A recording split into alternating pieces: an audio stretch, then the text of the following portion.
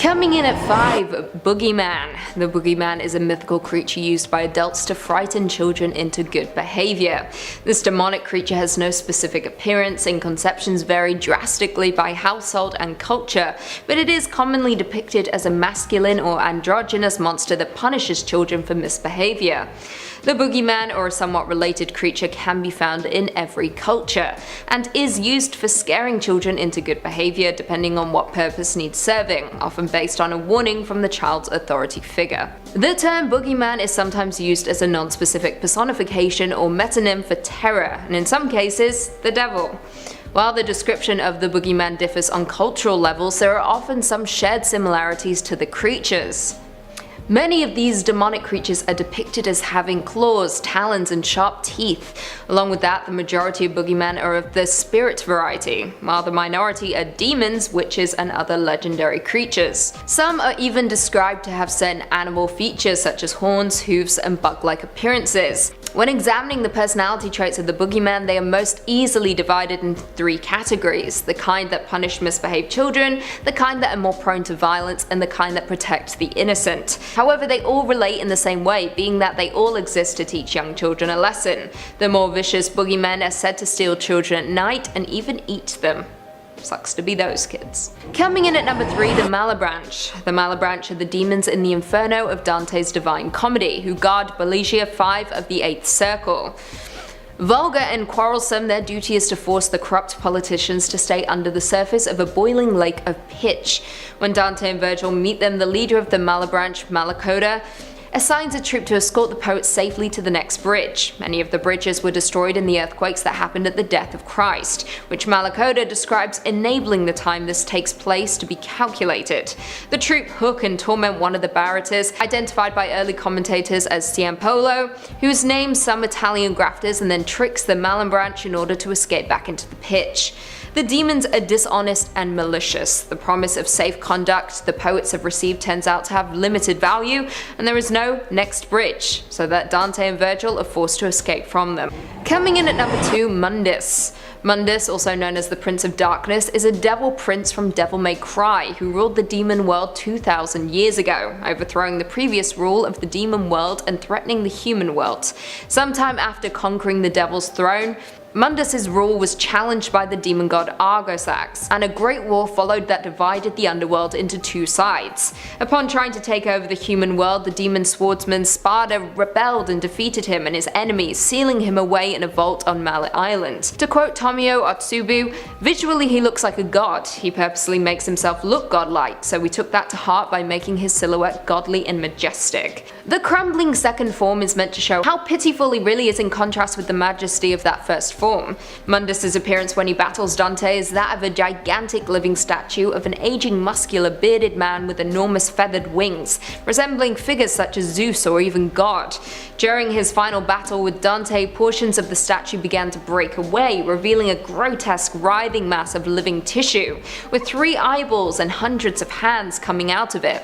In the game, he is depicted as the epitome of evil. He has no compassion for his minions and acts without regard to their loyalty, killing one of his own generals, Griffin, after the latter failed to defeat Dante. His powers include supernatural strength, supernatural durability, demonic energy, manipulation, and flight. He also is capable of demon creation, mind manipulation, power augmentation, as well as orb summoning. And finally, coming in at number 1, Payman. King Payman is a spirit named in the Lesser Key of Solomon and appears as the 9th spirit in the Gosha, the 22nd spirit in the Pseudo-Monarchia Daemonim, and the Dictionary Infernal.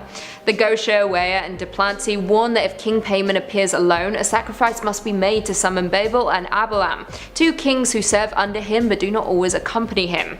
These 3 sources also state that he rules 200 legions of spirits, some of which are of the order of angels and the rest powers. In the Gosha, Wea, Duplanty, and Sloan MS-3824, he is described as a man riding a dromedary camel, preceded by men playing loud music, usually trumpets. Sloan MS-3824 describes describes the camel as crowned, while the rest describe King Payman himself as crowned.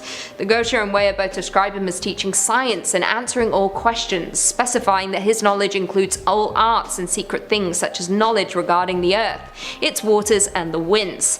The Gosha and the Weya also claim that he has the ability to bestow dignities and lordships, as well as credit him with granting familiars. In Abramelin, King Payman's powers include knowledge of past and future events, clearing up doubts, making spirits appear, creating visions, acquiring and dismissing servant spirits, reanimating the dead for several years, flight, remaining underwater indefinitely, and general abilities to make all kinds of things and all sorts of people and armor appear at the behest of his magician. Coming in at number 5, we've got Yaldabaoth. This one's a super big Persona 5 spoiler, so if you haven't played it yet or are still waiting for the Switch version, sorry, maybe skip to the next number. The Holy Grail, the God of Control, the fake Igor. This is the absolute biggest bad in Persona 5. After the Phantom Thieves defeat all of the other more publicly menacing enemies and assume it'll be smooth sailing to the end, this guy shows up to ruin everything. And he totally does ruin everything. As the manifestation of humanity's wish for order and control, this mecha angel can control people's desires and their cognition of the world around them. He considers himself a god above all other beings. Talk about a superiority complex. As such, he is also representative of the 7 deadly sins: lust, gluttony, greed, sloth, wrath, envy, pride, you name it. He has the power to destroy the world through a hard reset of everything, or by enslaving humanity through a false reality. Although he didn't begin with all that power. Yaldabaoth holds the human world in the palm of his hand, and is made more powerful by the will of humans as a whole. The more people that wish for a strong leader and to be told what to do, the more mighty he becomes. Upon gaining sentience, he saw how corrupt society was and decided that humans should be met with ruin. This is a little bit paradoxical though, because he does have the ability to influence the will of the public. As such, he could steer them in a better direction, but instead allows them to continue on the same path in order to ensure his rule over the world. All this power makes him arrogant, believing that he is truly the ultimate being. That kind of arrogance makes me suspect that he would destroy the whole world on a whim, and he would have got away with it too if it weren't for those meddling thieves. Number 4, Beelzebub. No, not Beelzebub. This demon isn't quite as sick nasty on the drums. However, he is the demon of gluttony, the devil of pride, the false god. He's one of the 3 most prominent and powerful of the fallen angels alongside Satan and Leviathan. This guy sits atop Hell's hierarchy like it's nothing. Known for causing jealous murders and inciting wars, this is another demon who loves to watch the world burn. His aim is to cover the world with terror and corruption. And that's not too hard for a demon with dominion over decay and decomposition. You'll know it's him by the swarms of flies that surround him, or if he decides to transform into a giant hideous fly himself. And unlike Seth Brundle, Beelzebub can change back into his human form, no problems. These flies can even carry souls into the abyss. There are a few ways this fiery fly fellow might end the world. One would be raising an army of chaos at the drop of a hat. Yeah, that would be bad. Although, if I know anything about demons, I would say he might try some other stuff first. As a demon of gluttony, it's likely that his plans are already in effect. He could be very well influencing powerful humans, getting them to encourage overconsumption across the board. Why else would we be eating fast food and throwing away unused groceries when there are starving people out there? What other reason could there be behind the insane burning of fossil fuels and the constant purchasing of plastic gadgets that we don't need? It's Beelzebub trying to make us hollow out our planet. It's gotta be. If it's up to him, we won't go out with a bang, but with a whimper. Coming in at number 3, we've got Cenobites. Speaking of bangs and whimpers, if these terrifying extra-dimensional torture play demons take over, we'll be doing a lot of both. Hailing from Clive Barker's extended universes, the Cenobites have collective power unlike any other. To quote Pinhead himself, they are explorers in the further regions of experience. Demons to some, angels to others. Clad in leather, with lots of open wounds to boot, these BDSM-loving aliens can only come to Earth through schisms in time and space, opened by unearthly artifacts. When summoned, they are known to subject their victims to emotional and psychological torture far beyond what any human could have previously imagined. With a variety of powers, this is no big deal to the Cenobites. Hooks and chains that can be summoned from any shadow to rip and tear at the flesh of those under their influence, telekinetic powers, and otherworldly strength are are just a few of the many ways they can drive humans mad with pain and pleasure. The pain is obviously being delivered in much higher quantities. As detailed in Hellraiser 2, they actually live in another maze-like dimension, and they bring their quarry into this labyrinth for unimaginable torture. There are also beastly abominations dwelling in this dimension that could be released into the human world, looking for some flesh to consume. Horrible monstrosities aren't well known for their self-regulation either. The Cenobites don't seem too concerned with destroying the planet in earlier iterations of the Hellraiser series, but starting in Hellraiser 3, Hell on Earth, it seems like some can break free of whatever was limiting that urge before. Pinhead acts on his own, flying in the face of previous Cenobite behavior, and uses his powers to cause all sorts of pain and destruction. This implies that other Cenobites have the capacity to do the same, which could spell out major calamity on Earth if they all choose to hop over one dimension en masse. Y'all better get ready for some intense pain and pleasure or you're in for a bad time. They have such sights to show us. Filling out our number 2 spot, we've got the Icon of Sin. Somebody call Doom Guy, we need a little help. The final boss in Doom 2, Hell on Earth, this Baphomet-headed demon spawner could end our world in a heartbeat. In fact, it already did in Doom 2. Just because it was killed in the end doesn't mean the world isn't still blasted to smithereens. There's no taking back that kind of worldwide collapse. The Earth is already ruined by the time our heroic space marine shows up to kick ass and chew bubblegum. Wait, no, that's the wrong FPS. Getting back to how this giant robo-devil would destroy the world, it literally infinitely spawns demons from hell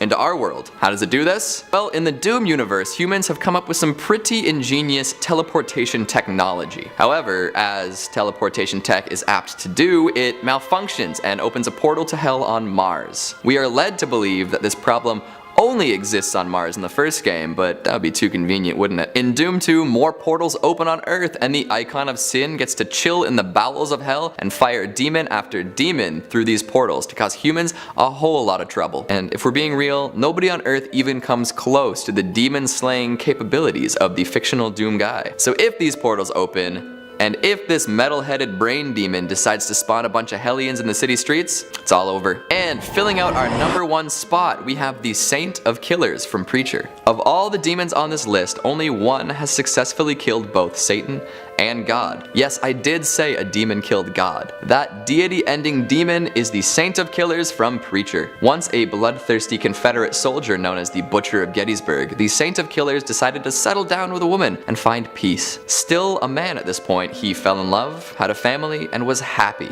Sadly, he lived in a time where medicine was scarce and happy endings even scarcer. Disease took its toll, and his family died when he was out looking for a cure. Upon finding their corpses, the last sliver of good inside him disappeared, and he became a force of pure hatred. He walked through the town of Ratwater and slaughtered every single citizen. Upon emptying out the local saloon, he took a shot and was killed by a tornado. His hate did not max out there though. No way. Instead, he was damned to hell and forced to relive his family's death over and over. Each time, he also lived through his slaughter of the Ratwater populace. Soon enough, he's sprung from hell to seek out and kill Jesse Custer, and well, the rest is history. Immortal and on a bloody quest for revenge against the world, the Saint of Killers is a killing machine. I mean, you probably got that bit from his name. His guns, a pair of Colt 1847 Walkers, were gifted to him by the Angel of Death. They never run out of ammunition, they never jam, and they are omni-deadly. That means they will not miss their target, and one shot will always kill, regardless of circumstance. It's like aimbot in real life. Can't kick this guy from the lobby. The guns can penetrate a dozen walls and actually drill a hole from one end of the earth to the other. Plus, he retains them even after dying, which coincidentally is how he kills God. So now he's up in heaven ruling over paradise. And if he chose to do so, he could kill every last person on earth without breaking a sweat. And knowing the amount of hatred deep in his heart, he probably would without a second thought. Coming in at number 5, we've got the Cherubim. A mainstay in the home decor of grandmothers and churchgoers everywhere, folks tend to love cherubs. They've got chubby little cheeks, lovely little wings, and a whole lot of resemblance to babies. Unlike babies though, cherubs tend not to scream and cry and crap everywhere, which might actually be part of their appeal. But these angels are not as they seem. Sure, they gained quite a bit of popularity in art that depicts them as lovable little lads and lasses, but that's not really what they're supposed to look like. A lot less people would want to hang them in their homes if they actually resembled the way they're described in some texts. So their quasi-human form is about the only part they got right. Otherwise, cherubim are jam-packed with terrible features that would probably give kids nightmares. First off, they don't have just one face, they have 4.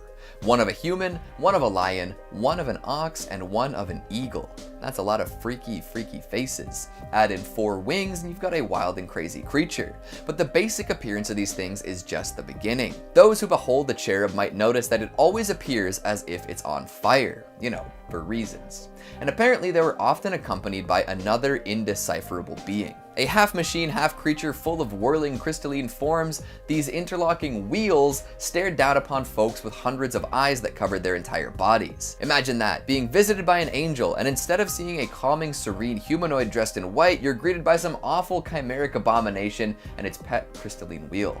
Insanity. No wonder folks who claim to have seen angels went nuts. Although I think it would be pretty wicked if grandmas started putting art up of these cherubs in their bathrooms. Coming in at number 5, we have Abdon. The Old Testament is kind of like the dark side of the Bible. It's filled with stories of death, destruction, and more death. Abdon, also known as the Destroyer and Angel of Abyss, is one of the characters in the good book that is not so good. Remember in the book of Revelations when God destroys most of the earth and its inhabitants? Well, Abdon is a key player in the brutal event that left the world in shreds. According to the story, 7 trumpets sounded to mark each step of the apocalypse. The first 4 attacked the earth, water, and skies, killing a third of the planet's wildlife, vegetation, fresh water, oceans, and light. This indirectly caused the death of many people, but it wasn't until Abdon was unleashed that God struck humans directly. As the 5th trumpet sounded, a star fell from the sky, opening a bottomless pit in Earth's crust. Smoke funneled out of the dark abyss, and out came a horde of mutant locusts, commanded by Abdon to inflict intense pain to the people of Earth. Equipped with a scorpion tail, these little monstrosities set out to torture humans for 5 months, but not to kill them. That would have been too humane, I suppose. Coming in at number 4, we have Legion. Perhaps the most haunting story in the New Testament is that of Legion. He lived among the dead deep within the tombs, appearing not much more alive than a corpse. At night, the townspeople would hear his screams and avoid the man said to be possessed by the unclean spirits, also known as demons. No longer could they control him, he kept breaking loose from the chains that bound him at his wrists and ankles. Night and day he wandered the wild while cutting his own flesh with sharp stones and shrieking in agony. One day while traveling along the lake to the region of the Gerasenes, Jesus gets out of his boat and is abrasively approached by the man of no name. Dropping to his knees before him, the man begs Jesus not to torture him, for the Lord had commanded the evil spirits to emerge. Jesus then asked, "What is your name?" to which the possessed man replied, "My name is Legion, for we are many." Fearing that they would be cast away into the abyss, the many demons that possessed the man asked to be sent along the pigs in the nearby hillside. Jesus granted the demons permission, and off they went to the thousands of pigs. Now possessed by the evil spirits, the herd plunged to their death and were drowned in the lake below. This man was finally free from the legion of demons. Coming in at number 3 is Berith or Baalberith. In Christian demonology, this demon is considered the chief secretary of the underworld or Great Duke of Hell. This high-ranking official is often seen as the same as Beelzebub in some theories, but in this context they're not to be confused. His name apparently means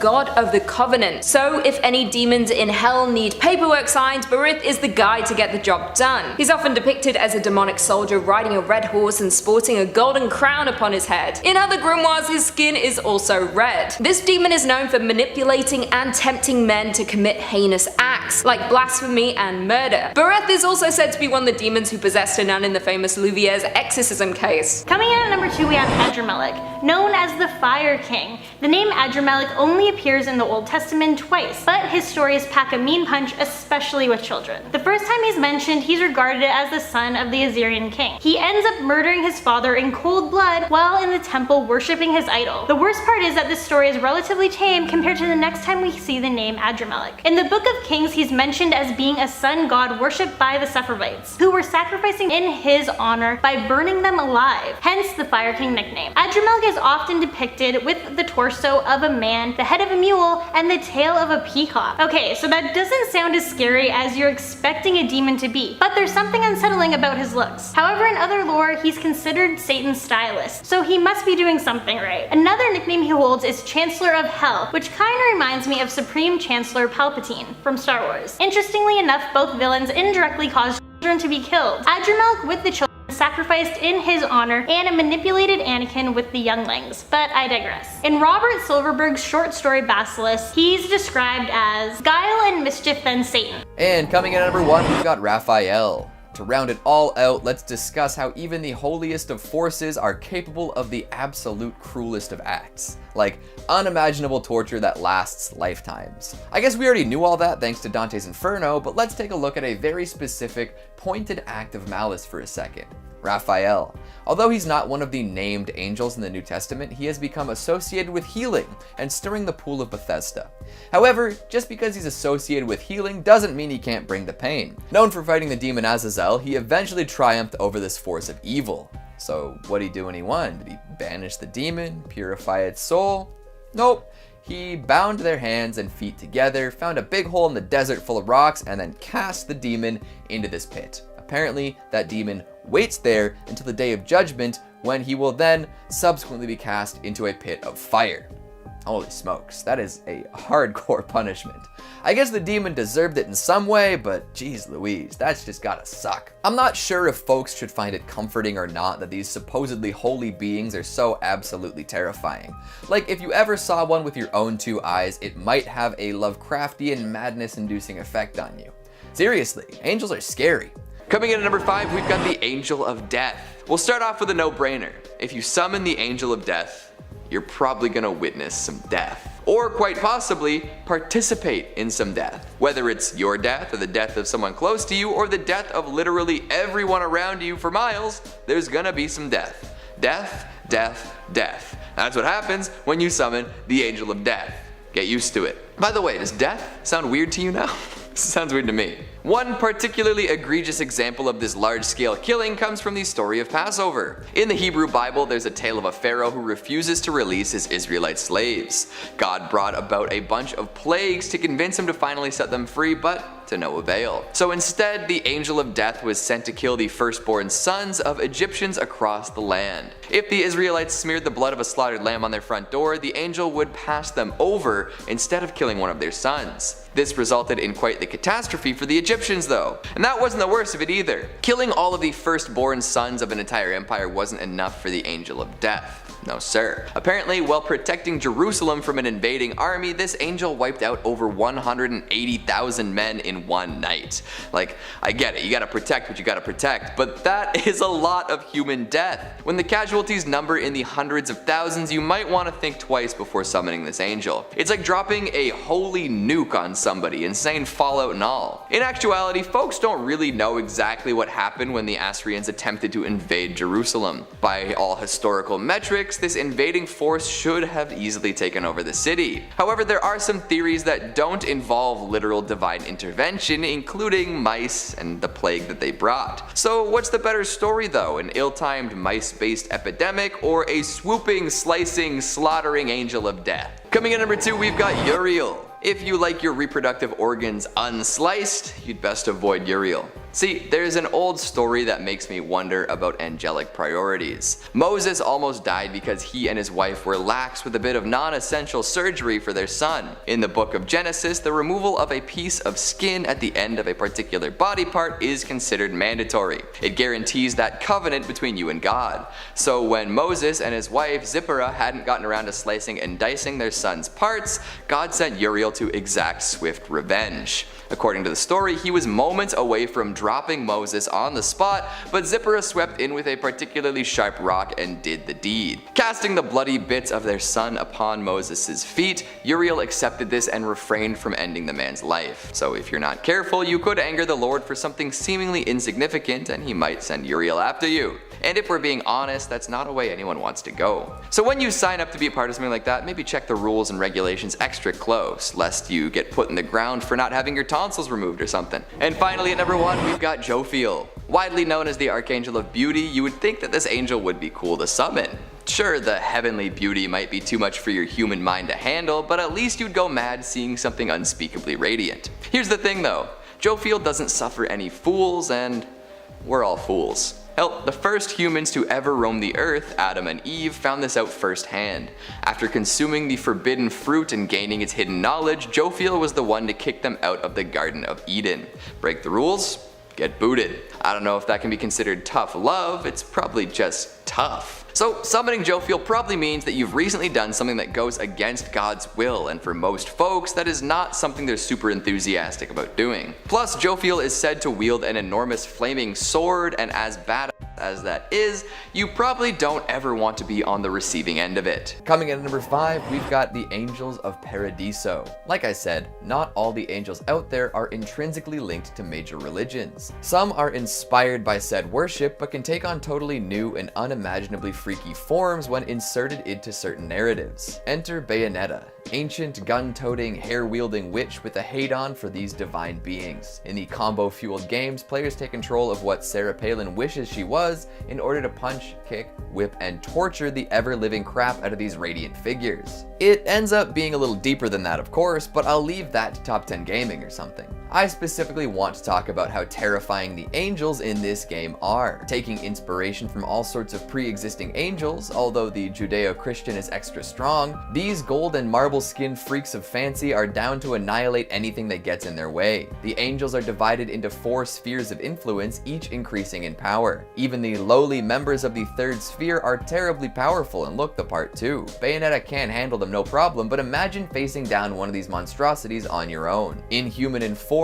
but often adorning porcelain human-shaped masks, these things are the embodiment of uncanny valley nastiness. And as the games progress, these holy abominations get freakier and freakier. Some of the smaller ones have quasi-human figures, but geez. The big angels are exactly what you would expect from a biblical angel of some sort, all fire and whirling parts. Like, look at Belief. This thing has dinosaur legs and an enormous tentacle arm. Then there's Enchant, who reminds me of the wheels that are said to accompany cherubim. And of course, who could forget Fortitudo, the 2-headed dragon with a gigantic upside-down human face as a shield/diaper. These things are incredibly designed and super terrifying because of it. If I had to choose between fighting these things and demons from another game's universe, you know I'd take the demons every time. One has to wonder, who would win? The angels from Bayonetta or the demons from Doom? Or even more controversial, and don't kill me for this one, Bayonetta versus Doom Guy. I'm not even gonna weigh in for fear that I'll incense 1 million fans on either side.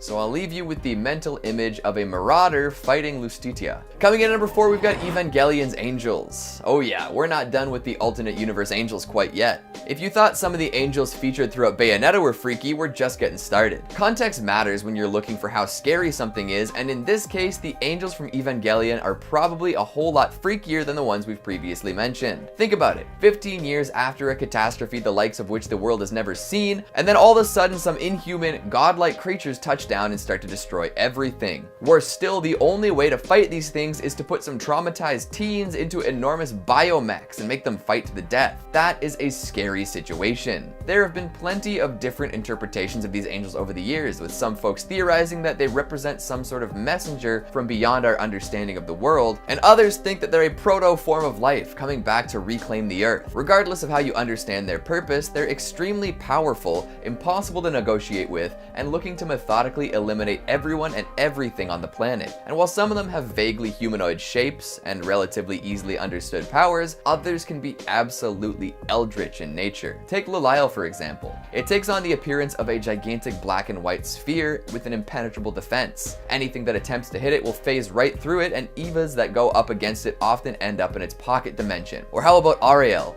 Appearing to be an enormous bird made of light that can ruin your brain from outer space. When Asuka went to fight it, she ended up experiencing her own personal hell. She relived all of her darkest and most painful memories during the fight and could only eventually take it down by using the Lance of Longinus, a weapon that can cut through any AT field. Then there's Shamshell, who looks like an enormous member. Each angel from Evangelion is terrifying in its own way, and they each find new ways to make the EVA pilots' lives living hell. And those are all the people that can actually do something about these monsters. A regular person just has to sit back and watch as these cosmic entities plow through Earth's defenses like a bull in a china shop.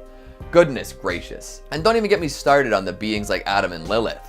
maybe next time. Coming in number 5, we've got Abizathibu. Fallen angels tend to have pretty wild names, so we'll kick off with a good one. Abizathibu, Abizathibu, Abizathibu. Keep saying it, I swear nothing bad will happen. While some angels fall from heaven and just chill in the sacrilege paradise that is hell, some have higher hopes for sure. Good old Abizathibu is one of those with goals, aspirations, a day planner fully loaded with terrible tasks. After following Beelzebub in a grand exit from the Holy Land, he became quite an important demon in hell. Most hell dwellers choose to follow a certain demon or become part of a legion of some sort. This fallen angel has control over all sorts of imprisoned souls. Some say that this charge is both a privilege and a burden though, but I would imagine the same is true of all sorts of tasks in hell. There's much more to this demon though. He doesn't just remain in hell for all of eternity. In fact, there's a wild story about what Abizathibu got up to above ground. After falling from heaven, he roamed about Egypt, eventually causing a pharaoh's heart to harden. This act of evil inspired the pharaoh to pursue the fleeing Israelites, which ended poorly to say the least. This pursuit resulted in the pharaoh's army being crushed by the Red Sea. Abizathibu himself was imprisoned in a pillar of water and forced to uphold a pillar of air until a temple's completion. That has to do terrible things to one's mind, so I'm sure whenever this demon escapes, he'll be ready to wreak some vengeful havoc.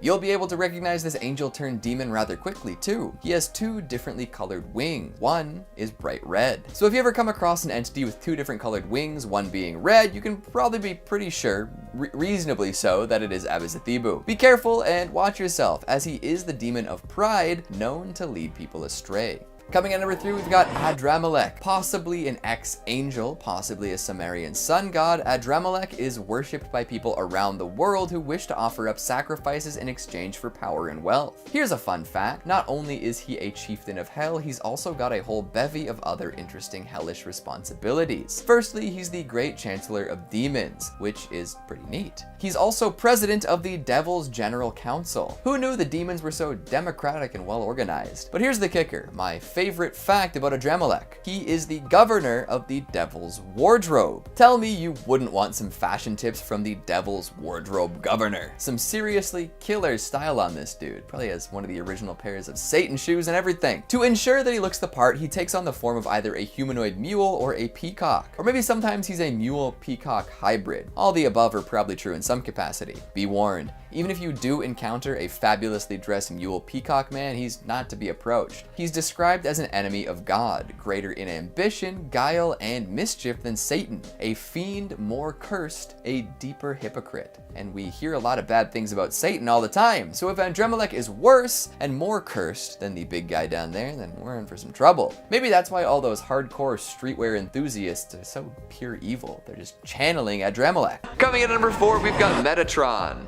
That's one hell of a name. Don't get it twisted though, it's not a famous Decepticon. They're very different actually. Metatron has a whole lot of different definitions and interpretations, so we'll do our best here to keep things simple. Feel free to shout at me in the comments with your interpretation. However, when an angel is recognized by some but not others, and is also the voice of God and may or may not be the ascended version of Enoch, there's plenty to talk about. The simplest description is that Metatron is the highest of the angels, is the celestial scribe, closest to God, recording what's going on at all times. Plus, he has a very cool transformation. Apparently at some point a mortal man had his flesh turned to flame, his veins to fire, his eyelashes to lightning, and his eyeballs to flaming torches. After all this, he was given a throne next to the throne of glory and given the heavenly name Metatron. This is just one telling of what happened, but still, imagine seeing something like that happening before your very eyes. This is a being that could vaporize you in the blink of an eye, no questions asked. Now, this transformation doesn't stop there. Metatron continues to be terrifying even once in heaven. Apparently, as the voice of God and the scribe angel, he's covered with 1 million eyes and 1 million mouths. These mouths all speak different languages so as to communicate with anyone, anywhere. And don't think you're getting away with anything with all those eyes trained across the world.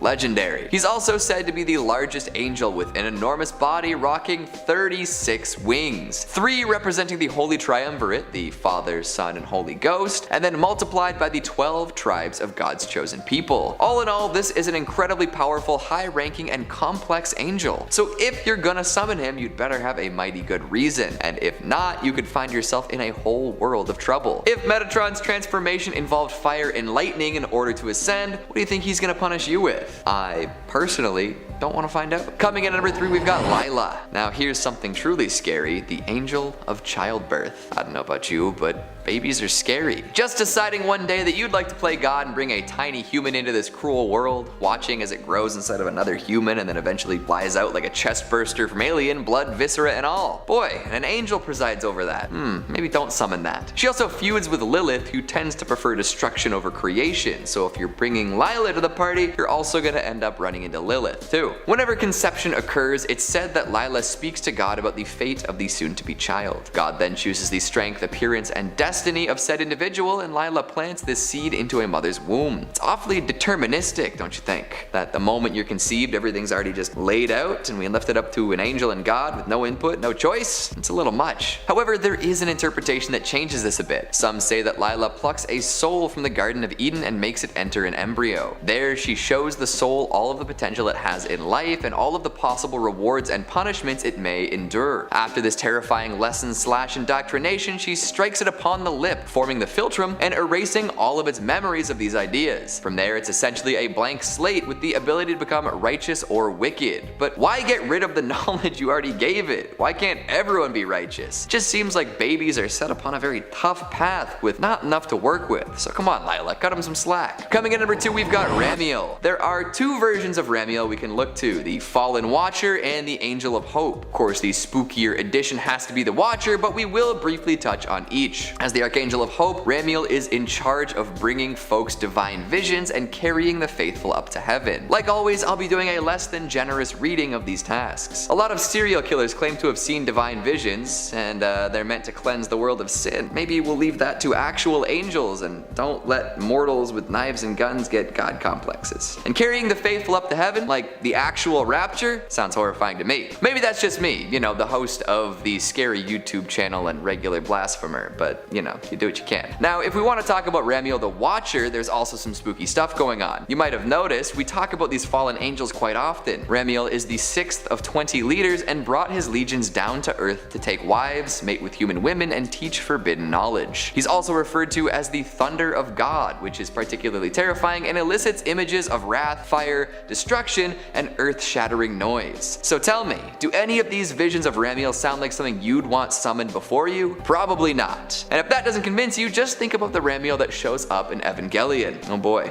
Jumping in at number 5, we have Bile. Bile, whose name in Hebrew literally translates to worthless or yokeless, was canonized as the leader of the Sons of Darkness in the Dead Sea Scrolls. If you didn't know, the Dead Sea Scrolls are an ancient Jewish text discovered in 1947, which are believed to have been written before 400 BC and refer to a wide host of demonic beings. Seriously, it's spooky how much they name drop them. In these scrolls, Bile is described as both the King of Evil and the Prince of Darkness, which has led many to believe that Bile is a pseudonym of the devil himself. Bile is also known as the Lord of Lies and the Master of Deceit. Many texts refer to Bile as a devious figure who utilizes fornication, wealth, and pollution of the sanctuary to get exactly what he wants. However, in the Satanic Bible, Belial's name is suggested to translate as without a master and symbolizes independence, self-sufficiency, and personal accomplishment.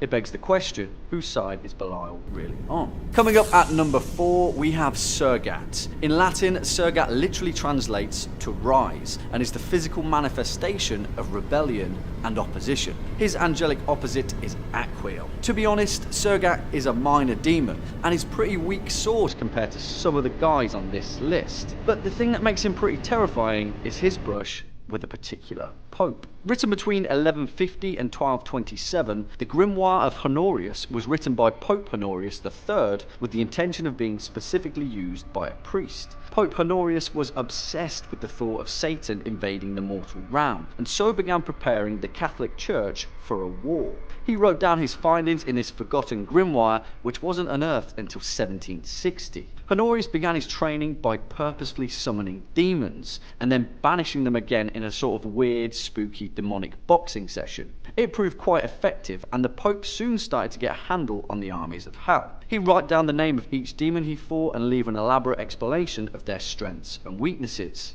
Kind of like a Pokédex, but for demons. That is, until he came face to face with Serat. All that was written in his section of the grimoire was that Serat is he who opens all locks. That was the last demon that Pope Honorius noted down in his book. Makes you wonder what happened, eh? Coming in at number 5, we have the Ferryman. This is a demon who appears for a short amount of time in a movie that I didn't particularly enjoy, but he's certainly made an impact on a lot of people, that's for sure.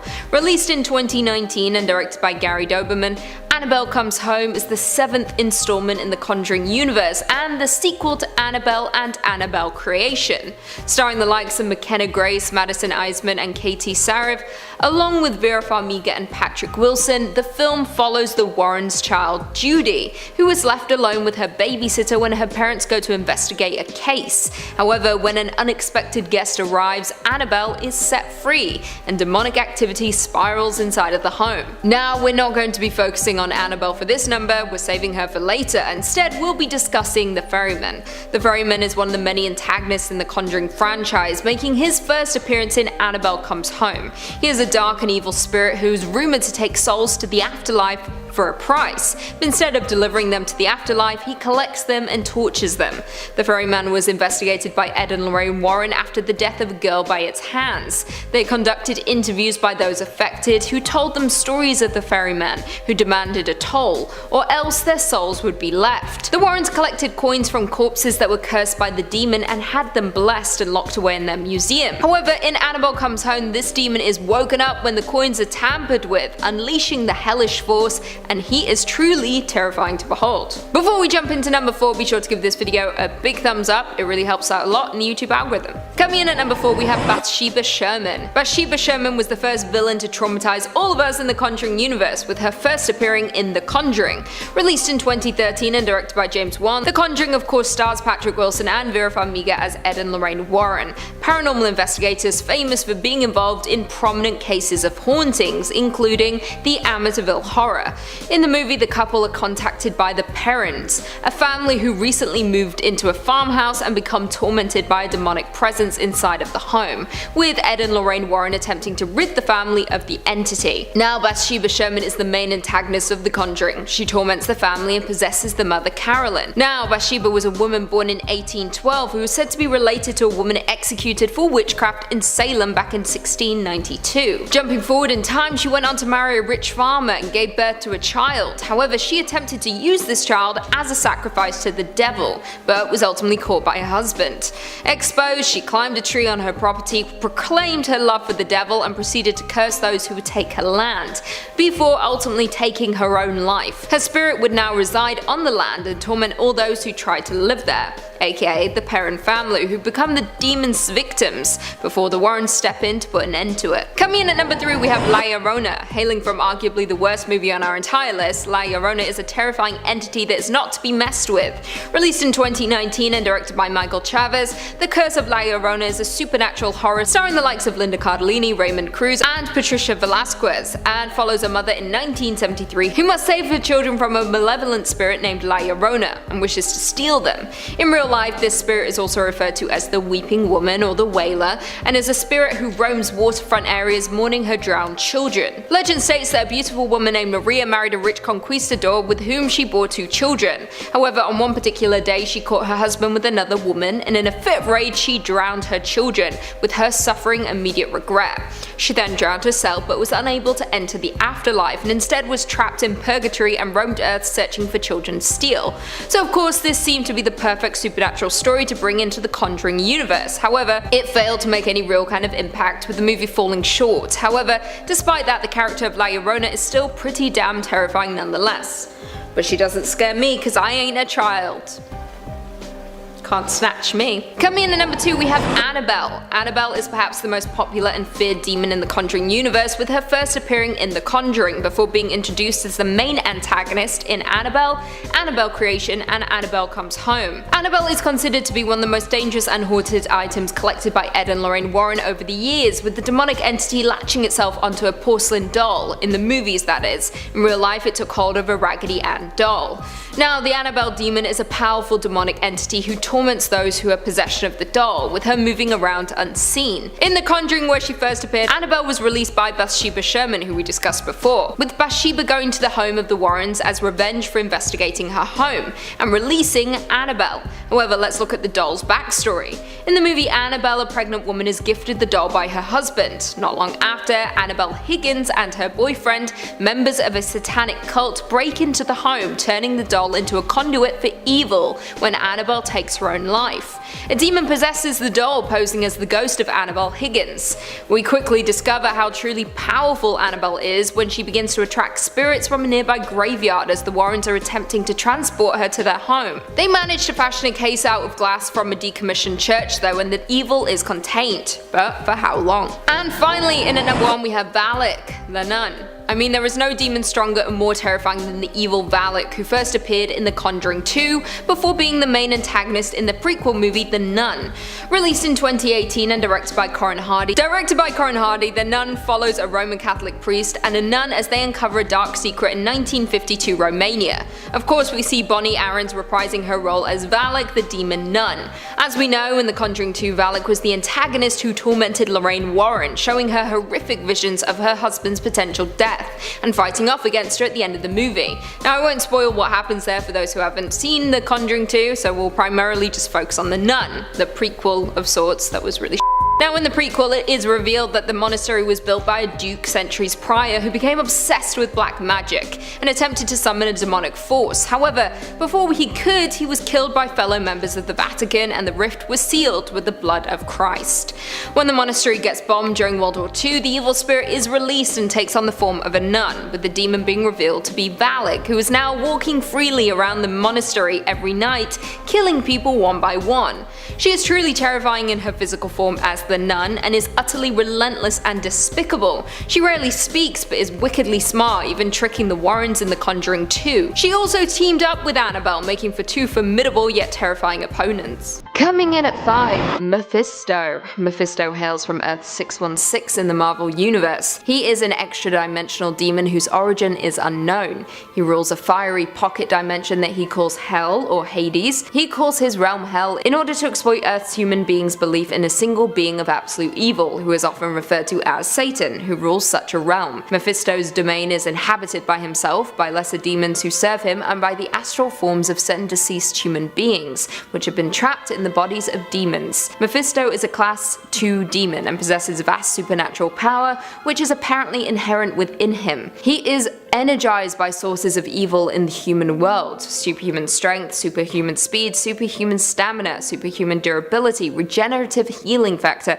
immortality, magical manipulation, shapeshifting, ensnare astral bodies, dimensional entrapment, netherworld dimensional power tap, reality manipulation, penance stare, immunity, and medium awareness. He is an experienced and highly skilled liar and strategist. He is also a highly skilled sorcerer with near infinite knowledge of arcane and occult subjects. Despite his immense power, Mephisto does have several significant limitations. He is unable to force the subjugation of any sentient being's will to his own without that being's deliberate submission. He is also incapable of reading the thoughts of any sentient being. Despite being one of the most powerful and evil people in all of existence, he was involved in one of the dumbest Marvel storylines, which saw him use his powers to divorce Peter Parker and Mary Jane Watson. Coming in at number 4, Ogu Jahad. Ogu Jahad, also referred to as the Ogu Jahad, are the dragons of Revelation and are destined to bring about Ragnarok, the end of the world. They were once imprisoned in golden cocoons by the right hand of doom shortly after the creation of Earth, but not before they spawned 369 children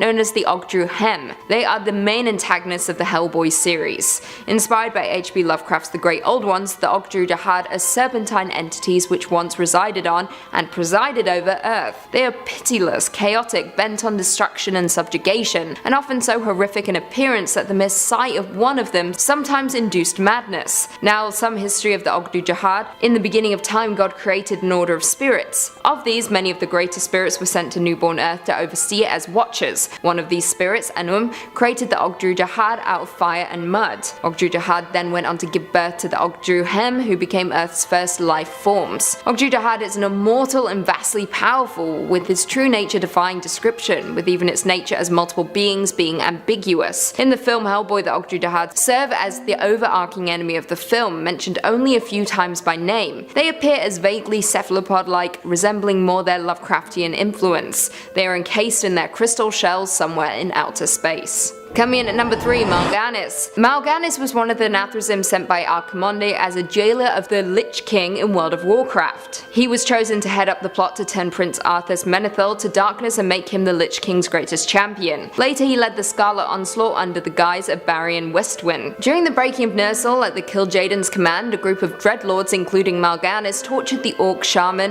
Ner'zhul after he had escaped from Draenor to the Twisting Nether. However, with his sanity cracking, Malganis would eventually agree to serve Kil'jaeden. Now, Malganis is the final boss in the Starthrone of the Past, the fourth wing of the Caverns of Time that opened with the release of World of Warcraft, Wrath of the Lich King. In the Warcraft 3 scenario, The Culling, Malganis would always resurrect after a certain period and return to continue his corruption of the city. Malganis is one of the many demons summoned by Gul'dan in front of the tomb of Scariest to attack the force of Azeroth in the climactic, disastrous battle at the Broken Shore. He has not appeared since, and his location is unknown. In at 2, the God Hand. The God Hand from the manga Berserk is a quantum verite of demon sovereigns who act as executors of the idea of evil's will by virtue of their desires being intrinsic to the entity. As the most powerful of demon kind, they reign over apostles as their masters. They are also responsible for granting normal bearers their reincarnated status of being in exchange for a sacrifice. They have also orchestrated large events that affected the course of humanity, as well as the state of the macrocosm. Now, it is worth noting that each member of the God Hand was once human and is a previous owner of the Crimson Beherit, which distinguished them as individuals destined to be reborn as the demon sovereigns they currently serve as. The God Hand is composed of the most powerful 5 of demon kind, so dominant that even the strongest of apostles are unquestionably subservient to them. They each possess specific reality-altering abilities, including spatial, physical, and metaphysical manipulation. Having molded their forms out of huge swells of collective human negativity, the God Hand exists in essence anywhere large concentrations of human thoughts swirl. Though extremely powerful within the profound layer of the astral world, their powers are drastically lessened on occasions when they choose to manifest rudimentary bodies in the physical world. Coming in number 4, we've got Fifer. Don't be fooled by the somewhat silly name on this one. Fifer is to be feared. A great Earl of Hell, he commands 29 legions of demons that can compel all sorts of atrocities to happen. Take in that his name could be a corruption of the Latin word Furcifer, which means scoundrel. We love a good scoundrel around here, but be aware that when dealing with one face to face, he will almost always come away as the loser. He's been depicted as all sorts of different things, from an angel to a fox to a winged hart, which is essentially an older species of deer, plus wings of course. In those forms, Fifer has been known to trick and mislead people as he is a pathological liar. The imagery of a tricky fox or deer has been used in myths and stories all across the world. Apparently, if you compel Fifer into a magical triangle though, he will revert to his true form and speak only the truth. Whether or not you want his scratchy demonic voice telling you truths is a matter of contention though. Trickery and shapeshifting are only the beginning of this entity's power. Fifer can force love between a man and woman, which often does not result in desirable outcomes. The actual method Fifer employs to make this false love happen is up in the air, but maybe double check your intentions if you find yourself falling in love in the woods. Fifer can also whip up destructive inclement weather, enormous cracks of lightning, tremendously loud thunder, and storms with rain and wind that put monsoons to shame are all under his control. So don't make him mad lest you end up struck by lightning or drowned in torrential rainfall. If you summon this fallen angel, he may impart some knowledge upon you. Often this knowledge is of divine things and meant to instill happiness. So even though he is known as a demon, he's not all that bad. There are benefits to having him around if you can manage to avoid these storms and potential forced love. Coming in at number 2, we've got Andros. Now we're getting into some hardcore ones. Sure, we started with some fallen angels who might have a violent tendency or two or compel people to act in ways that contradict their morals, but that's all just part of life, right? Andros is straight up evil. He is powerful, deadly evil. The Grand Marquis of Hell, 63rd of the 72 Spirits of Solomon, and commanding 30 legions of demons.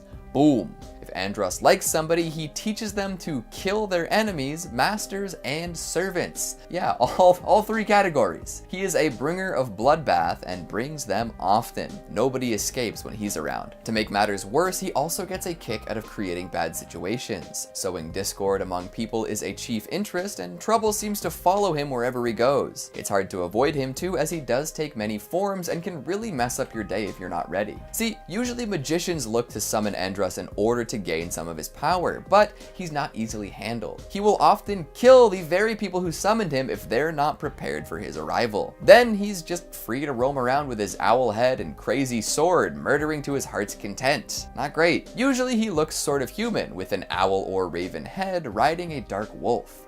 Very majestic, very cool, very dangerous. Seriously, watch yourself if you even catch a whiff of Andros activity. Coming in at number 5, we've got Danny/Malfador. Well, we'll kick it off pretty simple with a throwback to the horror movies of the 80s. Witchboard is a Ouija-themed romp through the mean streets of California, ranging from house parties to construction sites to an ever-infamous lake sequence. It's pretty cheesy, but there are definitely some good bits if you're into 80s horror. We kick off the introduction to evil presences with a good old-fashioned group session. While her boyfriend is off getting drunk, Linda gets her hands on her ex's Ouija board and summons a presence in front of a crowd, and that is not a euphemism. The partygoers meet Danny, a young boy who died a tragic death and is now communicating with everyone through the board. Things get heated between Linda's current and ex-boyfriends, which results in Danny slashing the tires of a car. Whoops. Danny's still a good kid though. The next day, Linda decides to call up Danny again and see how he's doing, but this time she brings out the board all alone without any guidance.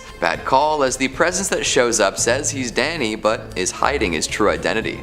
Always a bad sign. The presence helps Linda find her engagement ring and never gets dismissed. This means it can stick around and do what it wants, wherever it wants, whenever it wants. And what it wants is to kill any and everyone who might get in its way. See, this presence that claimed to be Danny on the second day was actually that of Carlos Malfador, an evil spirit. The man was an axe murderer in life, gunned down by police while trying to escape capture. As it turns out, he lived in Linda's house way back before she moved in. He'd been waiting for an opportunity to possess someone for ages, and this was the perfect time. Using progressive entrapment, he slowly but surely works towards being able to take over Linda and enter back into the living world. This results in plenty of death and destruction along the way, including almost getting her boyfriend arrested for the murders. So while you're using a Ouija board, do some research about where you're using it. If a bunch of nasty stuff occurred at your location, don't do it. Also keep an eye out for demons pretending to be other people. That one's a little harder to make sure of though. Coming in at number 4, we've got Kelly. This name doesn't sound so bad, but if you like your head to remain upon your shoulders, avoid it at all costs. Seriously though, this demon is sending out all of the warning signals possible, so if you end up dead, it really is your fault. She first showed up when a young lad was trying out Ouija with his older brother and cousin. They set up the board, got things ready to rock, and began to ask questions. With the lights out and candles lit, things were about to get spooky. And spooky things got. The young lad had a doll with him at the time, and this doll went by the name of Kelly. Uh-oh. Of course, it was good to have such a figure for comfort while doing something so potentially scary. So when the planchette started moving, he reached for his doll. However, Kelly was missing in action. Panicked, the kid looked back to the board and saw that it was spelling something. K-E-L-L-Y.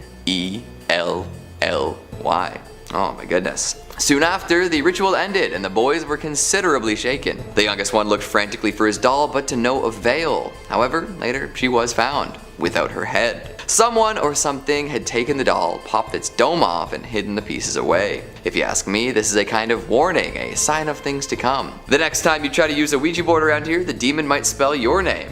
And then your head might go missing. Not the kind of injury that's easy to recover from, yeah? Coming in at number 3, we've got Doris. Back to some movie magic for a moment, Doris is the exceptionally upsetting demon featured in Blumhouse's Ouija series. She turned out to be the main villain in the first one, and then the prequel explores her tragic backstory. Demons with sad stories are always the worst, eh? You want to sympathize with them, but then they're out here trying to kill everyone and singing sad songs. It's a whole mess. Doris had her mouth sewed shut by her mother to prevent evil spirits and voices from taking over, and eventually passed on, becoming one of these presences summoned by the board. Once she became a demon, Doris possessed many people. Anyone foolish enough to summon her using a board would be taken over and killed in horrific ways. Doris will make people hang from Christmas lights by their own doing, or put their heads through porcelain sinks. That's gotta hurt, and there's no coming back from that kind of head trauma. There's some swimming pool antics, some stitch-mouthed ghost antics, the whole 9 yards. Even though Doris was just a girl, as a demon she has a whole lot of anger and terror to express. And what better way to express your demonic urges than through a killing spree? Sounds like fun. So if you'd like to keep your bathroom pristine and your head unmunched, stay away from that Ouija board. Coming in at number 2, we've got SHUSH. This one comes from another supposedly true tale where average folks messed with a board and paid the price. Everyone knows how embarrassing it can be to be shushed, especially by a stranger. So what about a paranormal stranger? One with the potential to shut you up for good? It doesn't sound like a whole lot of fun if I'm being totally honest, but that's exactly what happened here. Two friends decided to take a swing at some Ouija board antics and plopped one down on their table. They tried for a little while to contact any sort of presence, but came up short. After asking a few more questions, they returned to the top, asking questions like, "Is there anyone here that would like to communicate with us?" This apparently was the last straw, as the planchette immediately moved to no. Thinking this was their chance to finally talk with someone from the other side, they pushed further, asking more questions. But the presence did not appreciate this and used the planchette to spell out SHUSH. Shush. Holy moly, it just wanted some peace and quiet. After this, the room felt considerably colder and the pals didn't want to see what would happen if they didn't follow the presence's instructions. Something tells me it wouldn't have been pleasant. I could see a demon stealing someone's voice or permanently sealing their mouth for not being quiet when told. So who wants to play the quiet game? I'll start. Coming at number 1, we've got Zozo. Now, you know we couldn't do a Ouija demon list without including one of the newest and most prolific entries into the ghostly pop culture oeuvre. Zozo seemingly hasn't been around that long, and his popularity is largely attributed to internet culture gassing him up. There might be brief mentions of this demon in assorted old compendiums and grimoires, but nothing concrete, and the old writings don't really connect him to Ouija boards or possession either. But Zozo is a famous demon now, and those tend to do exactly what people expect them to do. The more we discuss him, the stronger and more bold he grows. Many who have encountered this demon feel its presence for years after the fact, regardless of whether they closed the session or not. One tale recounts a man almost seeing his drown in the bathtub, attacked by Zozo. Others say that the demon acts like a poltergeist, ruining their homes and injuring them frequently. If your planchette moves from Z to O to Z to O, yes, I am Canadian, say goodbye and throw it in a fire. Nothing good will come from any further interaction. Coming in at number 3, we have Payment from Hereditary. Payment is a spirit named in the Lesser Key of Solomon and is one of the kings of Kinistan, more obedient to Lucifer than most others, and has 200 legions of demons under his rule. He is said to have a great voice and roars as soon as he comes, speaking in this manner for a while, until the conjurer compels him, and then he answers the questions he has been asked. Payment teaches all arts, philosophy and sciences, and secret things. He can reveal all mysteries of the earth, wind and water, what the mind is, and everything in between. However, although what he may offer is knowledge, this does not make him good. His depiction in the Ari Aster movie Hereditary should have taught us this. He is a duplicitous demon and perhaps one of the most devastating entities found in modern horror. In Hereditary, Payment is summoned as a cult ritual by the deceased mother of Annie, played by Toni Collette, who is then forced to protect her family from Payment's persuasions. The evil demon first targets the daughter Charlie before going after the son Peter, and of course Payment invades the body. He commits unspeakable horrors that horror cinema hasn't been blessed with in a very, very long time. Coming in number 5, we've got Trumpeting Angels. Now, don't get me wrong, I love a good trumpet solo. It's a beautiful instrument with so much room for expression and range. However, these angels aren't likely looking to play some blues scales, nor are they going to run through a sorrowful ballad. They're playing these trumpets as a way to kick off the horrifying festivities of the end of the world. The 7 trumpets shall be played by 7 angels, each of which marks the beginning of something terrible. This all happens after humanity has already been reduced to tatters and folks are living in caves, so hot start. But it does get hotter, because the trumpets are supposed to raise hell. Let's run through all 7 and see how we feel. The first trumpet rings out loud and clear, summoning a storm of hellfire. Hail, fire, and boiling blood will rain from the skies upon those still present on Earth. This is so spicy hot that all the grass and trees still standing will be burned down to nothing. Anyone outside of their cave dwelling will be cooked too. Now, you might be thinking that the sea is a good, safe place during all of this, but not so, as the second trumpet begins the process of breaking down a burning mountain and setting all the pieces into water, reducing the wildlife to blood and destroying any human-made vessels. Trumpet number 3 fells a star named Wormwood, sending it careening down to Earth. When it touches down, it poisons a portion of all the waters on Earth, whether they be rivers, lakes, oceans, or streams. There are stark few comforts left at this point, but things can get worse. All of the light from the sun and stars disappears at the sound of the fourth trumpet, which can't be very well received by the folks still surviving. After darkness reigns, an eagle will swoop down and warn folks of the next trumpets and their consequences. Number 5 brings about another fallen star, this one carrying a plague of locusts that are meant to torment any non-believers. Now here's where things get really dire. Trumpet 6 unleashes 4 very special, very violent angels. This fearsome foursome will send 200 million horsemen down to Earth to cut through a third of humanity using fire, smoke, and sulfur.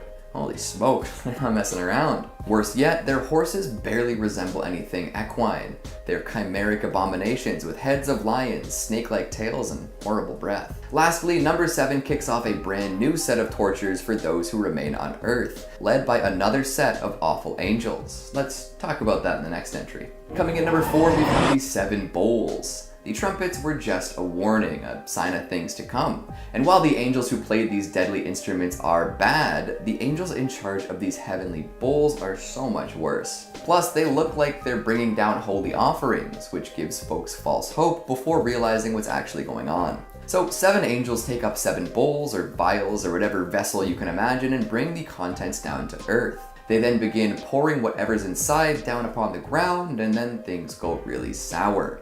Inside these bowls resides pain and torture, plague and disease. Anyone who made it through the trumpeting will then be annihilated without remorse. Folks develop oozing sores, rivers are filled with blood, people literally combust on the spot. It's all very wild. And the fun doesn't stop there either. As plagues spread through the world and those who have sinned suffer lifetimes of pain, even more madness is poured by these bowl-bringing angels. After the Euphrates River dries up, battles between kings of the world will begin and more lives will be lost.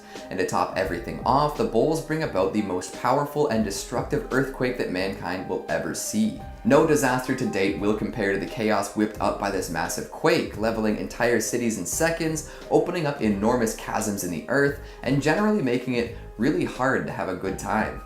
Damn. So what at first appears to be a reward for surviving the trumpeteers actually becomes an ever greater punishment. These angels literally split the world apart with the quake after implementing all sorts of legendary suffering. Jeez Louise, I thought these guys were supposed to protect and watch over humanity, not absolutely annihilate everyone. Coming in number 3, we've got the false prophet. Whether this is actually an angel or not is a point of contention, but I believe that this presence is employed by the heavens regardless, so we'll allow it. This beastly brute will arrive just in time to sway the hearts of weaker humans, and then condemn them for falling to his trickery. During the divine trumpet solo, a horrifying beast will emerge from the sea, killing many. However, the beast will be injured after this. Once that is complete, the false prophet will rise. This entity will force anyone around to worship the first beast, causing them to be branded with the mark of the beast, or 666. Any who comply will be damned, of course, and will also suffer immensely once the plagues from the bowls rain down. But really, did any mortal have a choice in the matter? The beast from the sea is powerful enough to frighten anyone into submission, so what else are they supposed to do? During a rain of hellfire like that, there's not too much in terms of rational thinking or hope. I suppose it's a test to see if those who are truly devoted to God are ready to simply die with the knowledge that they'll be saved. But still, that is a hardcore trust test. Coming in number 2, we've got the of Babylon.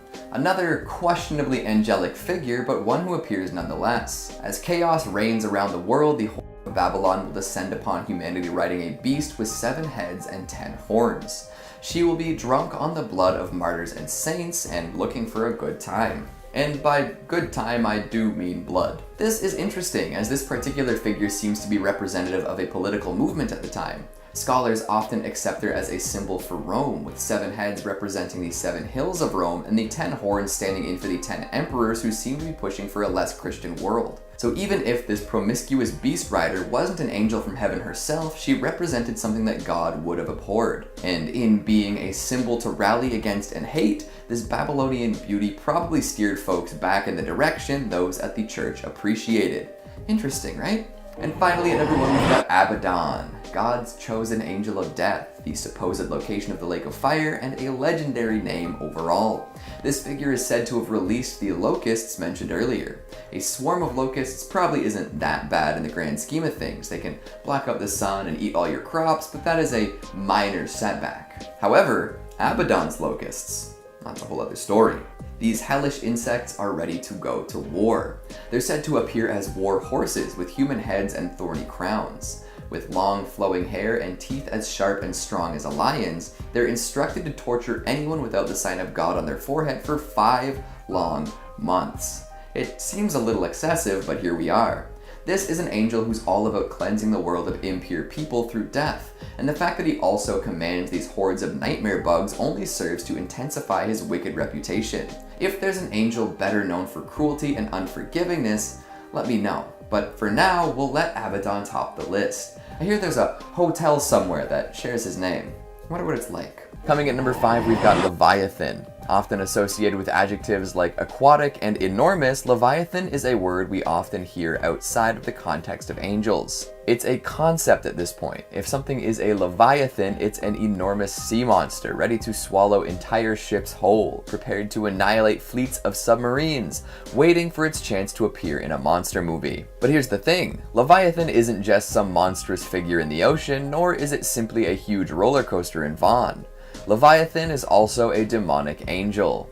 Damn, that's a badass title. Let me tell you some more. The sea monster reputation is well earned, as Leviathan often appears or is described as an enormous sea monster or a gigantic whale. Oftentimes he will destroy ships and other vessels that dare to cross the open sea. Poor sailors, am I right? A lot of folks do end up mixing him up with Behemoth, but we'll let it be for now. There's another roller coaster joke in there somewhere, but I don't have it in me to make it. Leviathan makes appearances throughout ancient texts, from showing up and being described as a Lovecraftian beast with the mere sight of it being overpowering, to a whale that traps another famous character in its belly for 3 days. That first one also details Leviathan's enormous horrible teeth, and a back covered in shiny shield-like scales. That's not all either. Apparently Leviathan can breathe fire, throws smoke from his nostrils, and has eyes that shine so bright they can blind you. My word, that is an incredible biblical beast. And somehow, some way, he's still considered an angel. What a world we live in, right? Then of course there's the tale of Jonah and the whale, and in this case, Leviathan could very well be that whale. We've seen him described as the enormous underwater individual before, so it fits quite well if you think about it. Overall, this is an angel that nobody wants to encounter, even on a good day. Gigantic, predatory, powerful, and full of folks it ate, Leviathan is crazy. It's for the best that it stays deep underwater, away from everyone else. Coming at number 4, we've got Chalkydree. Now, instead of listing off 5 specific individual angels, we'll bring in a new group for this one, the Chalkydree. Sounds kind of funny, but they're serious business. In some of our earlier angelic videos this year, we discussed the classifications of angels a little bit and found out about all sorts of interesting creatures. Gone was the idea that angels had to be glorious humanoid figures descending from above the clouds to play beautiful tunes upon harps. Angels could be chimeric abominations, too hideous for humans to lay eyes upon. That is just the case with the Chalkydree. Oh yeah. To kick it off, let's talk about where these things live. Not in the heavens or above the clouds or anything like that. The Chalkydree are so much more hardcore than that. These angels have decided to take up residence in the sun. You know, the enormous ball of fire in outer space that burns bright enough to warm our entire planet from 150 million kilometers away? Yeah, they live there. I'm sure their tans are immaculate. Described as marvelous and wonderful, or in my words, overwhelming and intense, these angels take on very interesting forms. Their feet and tails are like that of a lion, offering up claws and speed unlike most others. Something, everything the light touches is ours, right, Simba? Well, that's only partially true, because the Chakidri also have heads like crocodiles, adding in a new measure of deadliness previously unheard of. They're 900 measures in size, whatever that means, and have 12 angelic wings. And for some reason, they seem to be rainbow colored. So a Technicolor lion-crocodile combo with angel wings pops out of the sun from time to time to bring heat, dew, and rays to the folks on Earth. You know what? Maybe they're not so bad after all. Coming in at number 3, we've got Belphegor. And we're back to individual powerful angels. This one in particular is a well-known fallen angel, which tends to be the case a lot of the time. Belphegor is associated with plenty of sinful behaviors. There's greed, sloth, discord, selfishness, and more. Although, let's be real, sloth and greed are the biggest in his books. He likes to give mortals great ideas for inventions, therefore filling their minds with selfish greed. They'll devote great parts of their lives to these plans, forgetting all sorts of other important things. And often, if these inventions come to fruition, they don't actually improve the state of the world all that much. Yeah, it's mostly stuff that extracts more wealth from the world in the laziest and most destructive way possible. Then the inventions will also draw their users into sloth, as they make things a little too easy. Classic Belphegor. Interestingly enough, this isn't a fallen angel who was on Lucifer's side from the start. However, when Lucifer and his supporters staged their rebellion against the heavens, Belphegor didn't explicitly side with God either. For this slight, he was inevitably sent down to hell anyways. Damn, you just can't win, eh? However, as we've seen, he's adjusted quite well. After his fall, he took to being a prince of hell quickly and started doing his best to preside over sloth. At least he's adaptable. Coming in number 2, we've got Mastema. Known for his judgments and punishments of humans, Mastema is one scary angel. He's an arbiter, and you do well not to forget that. If Mastema gets the chance, he'll put you 6 feet under for eternity. Worse yet, he treats his whole job like a sting operation. Instead of sitting back and waiting for humans to do unholy things, he actively tempts mankind with all sorts of stuff to make them act out of turn. That's tough, huh? Like, you'd think you're living your life and then bam, Mastema tempting you with something lovely but sinful. It just doesn't seem fair, does it? But that is what this angel does, and he does it well. Some say that Mastema and Belial are the same entity, just seen from different angles, Belial being the more demonic and Mastema being more angelic. However, their actions are indeed the same, or mostly similar, from leading some of God's armies against angels, to controlling legions of demons to control and tempt humans on Earth. It's even said that Mastema was involved with the Watchers, who ended up causing that massive flood way back when. You know the story. So now Mastema is known as the tester of humans. Even after all of that chaos and mayhem, he's still trusted to do things in the name of God. And I'm not sure which is worse, damning people in the name of Satan or damning people in the name of God. I'd much rather an angel try to help people be better rather than entrapping them and seeing to it that they're sent to hell. But hey, I don't claim to understand how angels work.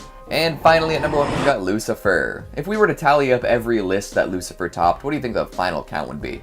It's probably a lot higher than I'm estimating, to be honest. But hey, it's not like his spot at the top is undeserved, right? Lucifer worked hard to earn the recognition of people around the world. Hell, there's even a popular TV series featuring this fallen angel. If you can think of a more famous or more fearsome angel than this, please let me know. But until then, we're putting Mr. L right at the tippy top, over and over again. You know the story. Lucifer was an angel without peer. Nobody could stop him. He was the ultimate in heavenly hunks. But then one day he let his pride take over. Instead of being happy that he was the creme de la creme of angels, he thought about usurping God himself. Wrong move, yeah? After organizing something like 1/3 of all the angels in heaven for an uprising, they got beat by the remaining heavenly bodies and sent down to the underworld. So much hope, so much pride, so little execution. Since then, Lucifer / Satan / the devil has been watching over hell, doing what he can to bring order to the chaos. Someday he may rise up and take revenge upon those who smote him. Until then, though, he's responsible for a whole lot of human folly.